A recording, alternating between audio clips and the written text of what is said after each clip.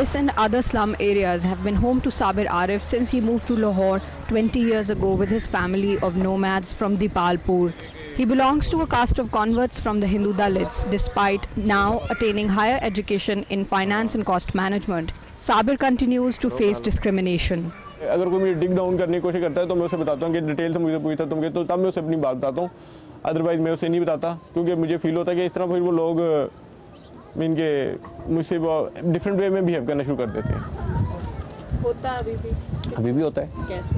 मसलन देखेंगे अभी मैं जहाँ मैं पहले इंस्टीट्यूशन जा रहा था तो वहाँ पे कुछ मेरे दोस्त थे, उन जब मेरे बैकग्राउंड का पता चला तो वो मेरे दोस्त ही नहीं रहे, मतलब कि उन्होंने मुझे इनका बिहेवियर मुझसे बदल गया। Sabir teaches students tuitions and has lost jobs due to the stigma of his caste. While in school, Sabir collected garbage, sold newspapers and sat near stores on street corners at night to study and was told he would never be accepted. We can also do it through a quadratic formula which is equal to minus b plus b square minus 4ac over 2a. इंतकामी बात नहीं कर रहा ना, मैं इंतकामी में सोचता हूँ, मगर जैसे we are living like Jews in Nazi Germany ना, वी आर लेबल्ड, हमसे डिस्क्रिमिनेशन किया जाता है, वी आर लेस प्रिविलेज्ड, हमें इनके साफ़ पानी भी मुहैया नहीं है मीनी पीने को, इलेक्ट्रिसिटी नहीं है, we are living in primitive conditions. आज दे पेपर कितने सॉल्व किए सन तू? 12 सिद्ध में सारे कितने? हाँ सर। हाँ सर। क्या चैप्टर जो है sir? Recognized by the Citizens Foundation's volunteer programs as a hero speaker and member of a number of youth organizations including Khudi, Sabir wants his 6 younger siblings to finish school also, a rarity because most of their cousins work as domestic helpers and are daily wagers. It has a crescent. मैं समझता हूँ कि at least उन्हें matric तक study तो करना लाजमी होना चाहिए ना, क्योंकि अगर उनकी बेसिक है तो फिर आगे उनके लिए वो ज़्यादा बेहतर तौर पे सोच सकते हैं कि उन्हें आगे क्या करना है। क्योंकि अगर मैंने किया तो अगर मैं ये नहीं करूँगा तो मेरे ख्याल में ये खुदगर्जी होगी, मेरी ज़ाती तौर पे होगी, क्योंकि अगर इंसान अगर इकट्ठा किसी से चल रहा है ना तो अपने बाकी घर वालों को भी साथ लेके चलना होगा। Sabir Arif's love for literature keeps him going. जो डिकेंस के बारे में मुझे सबसे ज़्यादा अच्छी बात थी कि उसके जो हीरोज़ थे उनको मैं फैंटेसाइज किया करता था और वो मेरे जैसे हालात से तकरीबन गुजरे होते थे, बहुत मुश्किल विक्टोरियन इंग्लैंड में जैसे हालात थे तकरीबन। तो उसमें एक जो बात थी कि उस वक्त मुझे फील हुआ कि वो शायद वो डिकेंस ही था जिसने मुझे वो ख्वाब देखना सिखाया और जो चीज़ों को मैं फैंटेसाइज किया और जैसे मैंने आगे बढ़ा तो वो उन्हीं ख्वाबों के थ्रू था कि जो मुझे डिकेंस ने दिखाया कि जिसके जरिए मैं आगे बढ़ पाया।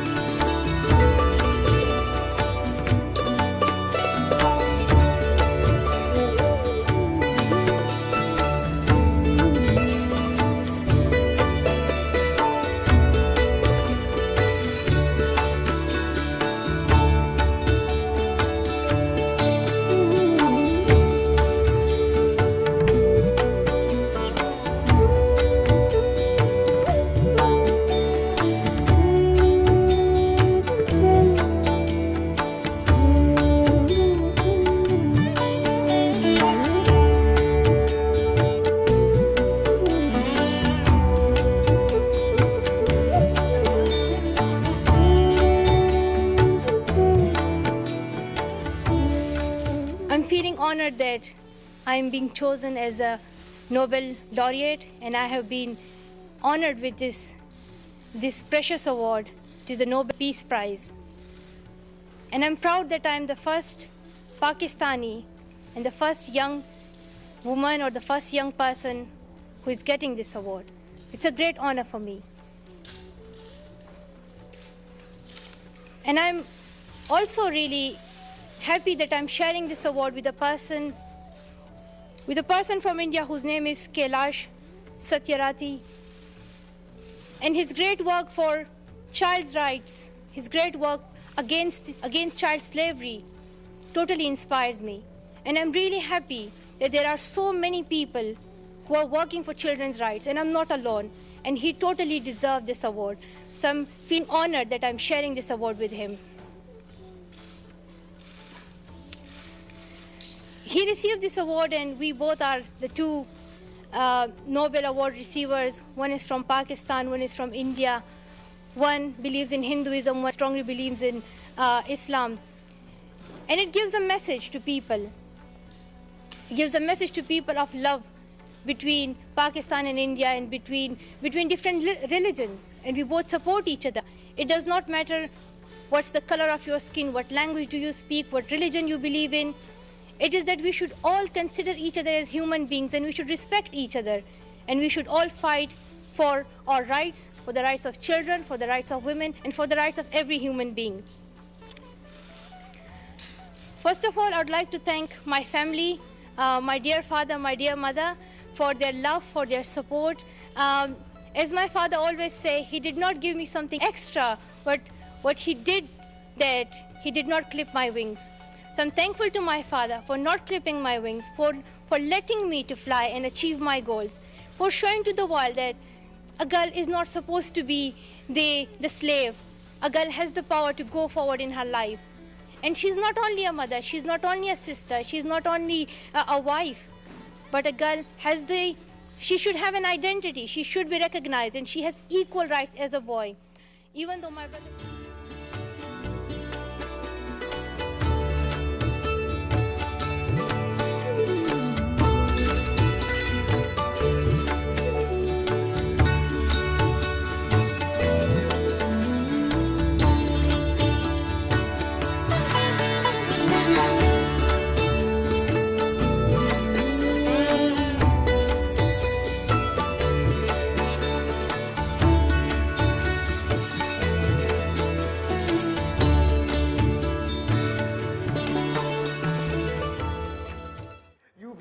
You've always led a sort of double life between Pakistan and America, your mother being American, your father being Pakistani. You went to Dartmouth College, then to Yale Law School, were a practicing lawyer, and then you did this kind of somersault, didn't you, a 360-degree turn, and came to become a farmer in Punjab. Exactly. Well, I'm a bit of an acrobat, you see, so I've tried in my life, I've been lucky in my life to have a number of careers, so. That's correct, yeah. I'm now living in Pakistan. Right, but working in a law firm in New York and then transferring to running a farm in Punjab, what was that change like? Oh, obviously it was night and day, and it required a tremendously different set of skills.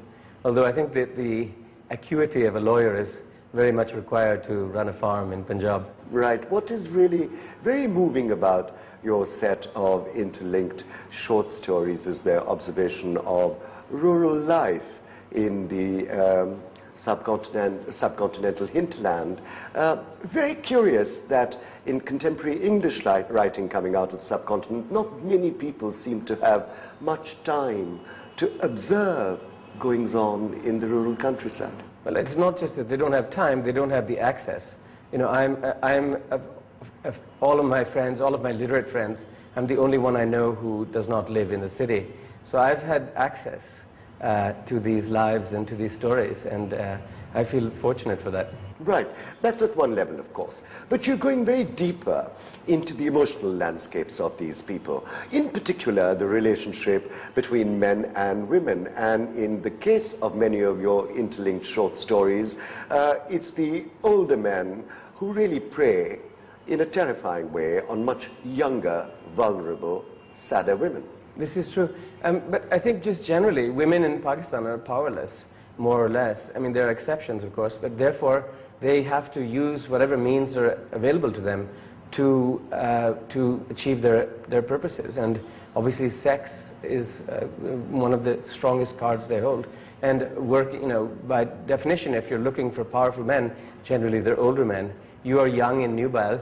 The object of your affections is older and powerful, and that's a dynamic that I see very much in Pakistan. Right. So do you see these women as victims? They are victims, yes, but they're victims who are trying to empower themselves, and often in misguided ways. And often failing miserably. And failing miserably. I mean, this is the thing about being powerless. When you're powerless, often you do fail.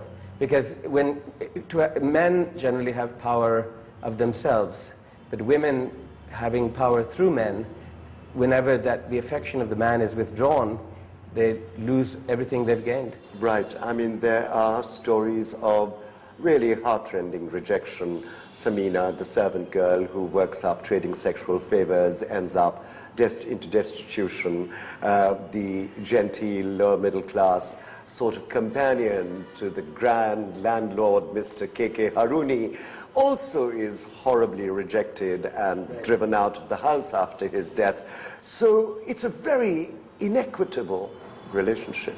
It is an inequitable relationship, and I think in Pakistan there's a great deal of inequity, not just between older men and younger women, but between all sorts of people. It's a country in which there is a great deal of unfairness.